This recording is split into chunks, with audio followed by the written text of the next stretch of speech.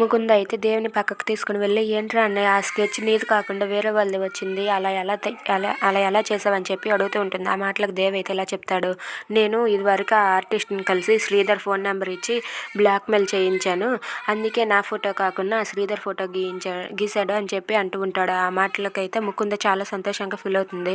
నేను ముందే ఆర్టిస్ట్కి ఇదంతా చేయించానని చెప్పి అంటాడు. ఇదంతా వింటున్న కృష్ణ అయితే ఒక్కసారిగా షాక్ అవుతుంది. ఇక దేవ్ అలాగే ముకుంద మాట్లాడుకున్న మాటలన్నీ కృష్ణ వినేస్తుంది. ఇక ఇంట్లో అయితే ముకుంద ఎలా అంటూ ఉంటుంది, ఎలాగో ఆ ఆర్టిస్టు ఇప్పుడప్పుడే దొరకడు కదా, ఎలాగో రేపు శుక్రవారం మా ఇద్దరు పెళ్ళి జరిపించేయండి అని చెప్పి అంటుంది. ఆ మాటలకు భవానీ కూడా ఒప్పుకుంటుంది.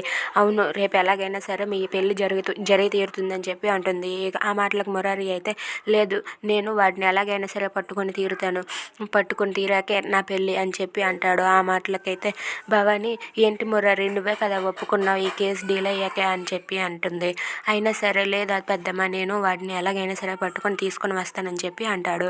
ఇక ముకుంద అయితే ఆ స్కెచ్ దేవుది కాకపోవడంతో చాలా హ్యాపీగా ఫీల్ అవుతుంది. మురారి అయితే ఆ స్కెచ్ గీసిన శ్రీధర్ని అయితే పట్టుకోవడానికి ప్రయత్నిస్తూ ఉంటాడు.